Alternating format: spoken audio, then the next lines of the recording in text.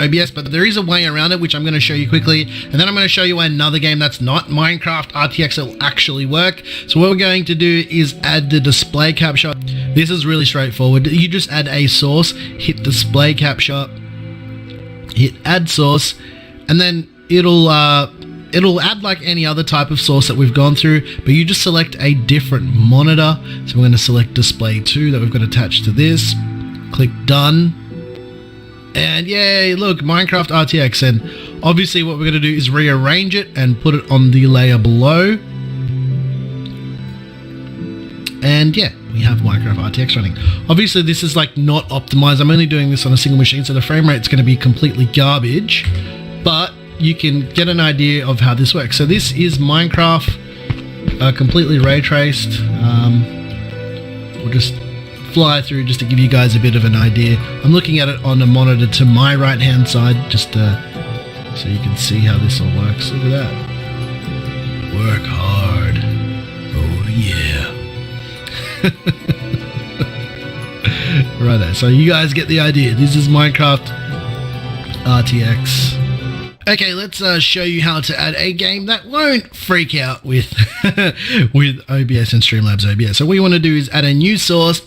We're going to go game capture, and hopefully this is going to work without any problems. Click add source. And in auto mode, it will automatically pick up PC Building Simulator. I just thought this would be a nice little one to test out. Click Donezo. And we can move that layer underneath the video capture layer. And here we go, PC Building Simulator. And let's just see what we got here. Look, bunch of headphones and all of this stuff. You guys know how PC Building Simulator works, right? You just build PCs. You can do all of the things. Look, it's a test bench. Put the test bench there. Put the test bench there. Now there's one other way I'm going to show you how to do, let's call it game capture. It's basically if you already have a console and you've purchased something like an Elgato HD6CS, and like I said, this is a complete beginner's tutorial on how to do this. I'm going to show you how to get your PS4 or your Xbox or whatnot to stream with your PC using a capture card. This is very, very basic. I'm not going to dive into this too much. What you want to do is add a source, and what we're going to do is add another video capture device. Click add source, and it's actually going to say, hey, look, I've already found one of you here. We actually need to add a new source. So you want to click this little tick box down the bottom, and we're going to call this one PS4 Pro, because that's what we're using here. Click add source, and now it's going to ask you which device you want to go ahead and capture. And because I know my PS4 Pro is connected to my Elgato Game Capture HD, I click that, click Donezo, and with some luck, we'll get a PS4 Pro. Look, there we go. And we'll just quickly resize that, and we'll rearrange it. So we'll put the PS4 Pro underneath the webcam, and look at that. We have PS4 Pro ready to stream. And as you can see here, we're playing some Final Fantasy VII Remake. I don't want to get into this too much, but this, ladies and gents, is how you would stream your console, and in this case, the PS4 Pro. And yeah, it looks pretty good, right? Oh, we're in War Market right now. This is Chapter 9 on Final Fantasy VII Remake. I'm not going to spoil anything for you, but you will see Cloud is dressed up as a woman. And if you've played the original, this is a scene out of the original game as well. They did very, very well with this game. This is my second playthrough of this game so far. Let's go back into the settings gear in the bottom left-hand corner. We're going to run through a bunch more of the settings that I kind of touched on before. So let's take a quick look. Now, you can actually set up your streaming key with Twitch here if you wanted to do it that way. I don't recommend doing it that way because it doesn't allow you to set up some integrations a little bit later. The output, now, this is completely up to you. It also depends on your PC's hardware. The audio bitrate, 160 kilobits is fine. It's no problem. The video bitrate, you can play around with a bit here. If you get affiliated on Twitch, I would probably recommend putting it up to around 6,000, but to start out with, I would say 3,000 just for a little bit better quality, although when you log into Twitch it will actually tweak your settings for you. The encoder is very based on your system. I don't want to dive too much into this, but I'll give you a quick rundown of what this all means. So the X264 software encoder uses your CPU. So if you've got a lot of cores and a lot of high frequency cores, this is probably going to be the way to go. But if you don't have a lot of cores to spare, you do have other options. And one of those other options is using QuickSync. Now, if you've got an Intel CPU like this machine that I'm doing all this video on, you will have this option enabled if you do enable the integrated GPU in your BIOS. That's a whole nother topic for a whole nother video. But basically what you want to do is select QuickSync, and it will use the integrated GPU in your CPU to do all of the encoding in hardware. So this is a 9900KS, so it does have an integrated GPU, so I could use that option. Now there are quite a few other options you can use depending on your GPU as well.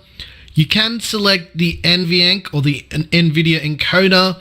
This first one that doesn't have new next to it is for a Pascal card and lower. It also depends on whether or not your card does support it, or you can use the new encoder. So this is for the Turing based cards, and there are some advanced options we'll quickly run through, but I'm not going to dive too much into this.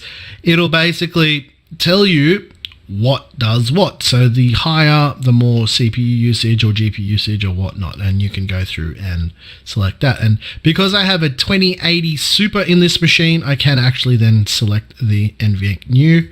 But personally, I will use QuickSync if I was to stream on this machine. There are other few things you can tweak if you're getting some issues with your audio, which is, it can happen, and you always see people streaming for the first time and they're like, oh, can you guys hear me, and all that kind of stuff. You know how it is. I've done it hundreds of times too. You can just play around with all of your audio settings and whatnot. Okay. Video we've already covered. We covered the base canvas resolution. This you can do some research into if you want to get a bit better canvas size and resolution and all the other jazz that goes along with that. I'll leave that up to you. That you can research on your own. I might do a more advanced version of this for people who are interested, but yeah, this guide is basically just for people who are wanting to just see how it works. You can set up hotkeys to start and stop your stream. If you have a Stream Deck, you won't need any of this because you could basically do that in the Stream Deck, but you can set up a hotkey or whatnot to start and stop your stream. Actually, I know a few people that use foot pedals for this kind of stuff too, which is quite cool. There is a bunch of stuff that might not make a lot of sense to you, but it's all about color space and all this. Most of the time you won't need to actually go into any of this. I'm just basically showing you all of this because, yeah, there is a way to enable an in-game overlay for this experimental feature. I wouldn't recommend using this because it can trigger some anti-cheat stuff. So if you're playing competitive gaming, probably not the best option. You can export and import overlays and all that stuff. You can set notifications and all of this stuff. This is all standard OBS stuff. There's also face masks that you can do too. We're not going to be covering that. You might be asking yourself, why choose Streamlabs OBS over regular OBS? And here is the key difference here. I'm going to show you why I personally like using it over regular OBS. So I'll sign in with my Twitch account and go through all of the rigmarole of getting your two-factor stuff set up. Click Start Fresh, okay? All right, Start Fresh. Now this is something that you're probably not expecting. Start fresh. I'm gonna set our webcam again as the regular basic webcam I've got plugged in. Click the Yeti Nano as the microphone again. Click continue. And we're just gonna click start. Now what this will do is it'll go through and test all of your computer hardware and your internet connection to give you the most optimized settings. Now this is the way that I would actually go ahead and start using the program. The other stuff I showed you was to give you an idea of how all the elements work, but this is what really makes this version of OBS, I would say, the best. So click start. It's like, hey, we're performing some tests on all of your hardware and all this stuff to see what the best settings are going to be, and then we'll check out what it actually did after. You can set up multi-streaming. Now, this is if you wanted to stream on like YouTube and Facebook and stuff at the same time. We're not going to do this. We're going to click skip. And we are all set up and ready to go. And it looks like the last time I signed into Twitch, it actually overrode all of our layouts and stuff, which is fine. I can rebuild all that stuff. It's not a problem at all. But basically, it will log in. It'll give you a feed of all of your latest actions and stuff. We haven't streamed for quite a while, which is why you're seeing our last main stuff over a year ago, because the last time I streamed was on my birthday in 2019, because we've been in the middle of just doing all of this stuff.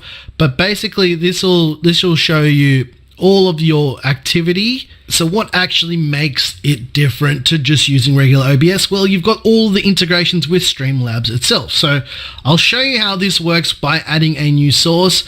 You can actually add all of the elements straight in here as a source. You don't have to pull any URLs or anything out to do it. So let's just do alert box, and this will basically just show you all the animations and stuff in stream, and then I'll show you how this actually works. So you can turn on the alert box for all of the different types of alerts. You can hit test, so I'll just show you. Let's go someone donates or something like that, right? Donate.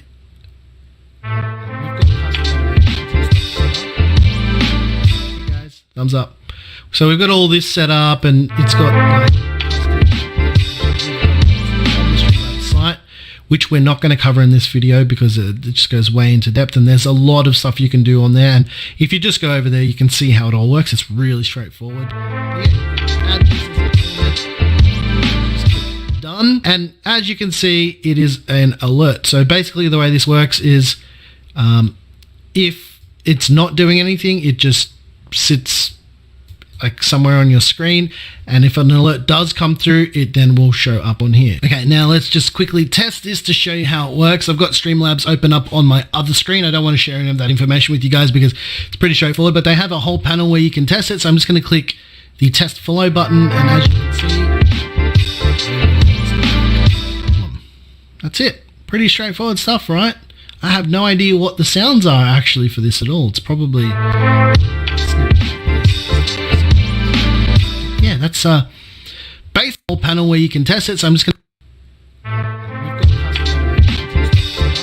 to... What really makes this version of OBS competitive gaming probably not the best option. You can export and import overlays and all that stuff. You can set notifications and all of this stuff.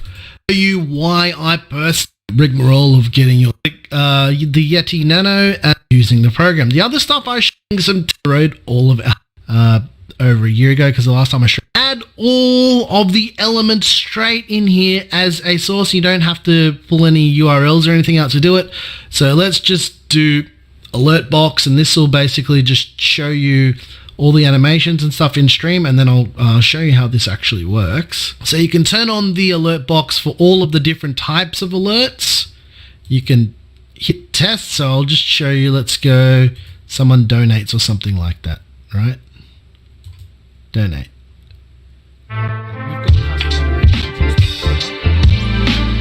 Guys, thumbs up. So we've got all this set up, and it's got site, which we're not going to cover in this video because it just goes way into depth, and there's a lot of stuff you can do on there. And if you just go over there, you can see how it all works. It's really straightforward. Add this done, and as you can see, it is an alert. So basically the way this works is if it's not doing anything, it just sits somewhere on your screen, and if an alert does come through, it then will show up on here. Okay, now let's just quickly test this to show you how it works. I've got Streamlabs open up on my other screen. I don't want to share any of that information with you guys because it's pretty straightforward, but they have a whole panel where you can test it. So I'm just going to click the test follow button, and as you can see, that's it. Pretty straightforward stuff, right? I have no idea what the sounds are actually for this at all. It's probably... that's basically the scratching the surface of a beginner's guide to an OBS. Actually for this at all. It's probably... Labs open up on my other screen. I don't want to share any of that information with you guys because it's pretty straightforward, but they have a whole panel show up on here. Okay, now let's just quickly test this to show you how it works. I've got Streamlabs open up on my other screen. I don't want to share any of that information with you guys because it's pretty straightforward, but they have a whole panel where you can test it. So I'm just going to click the test follow button, and as you can see, that's it. Pretty straightforward stuff, right? I have no idea what the sounds are actually for this at all. It's probably... yeah, that's basically the scratching the surface of a beginner's guide to an OBS setup guide.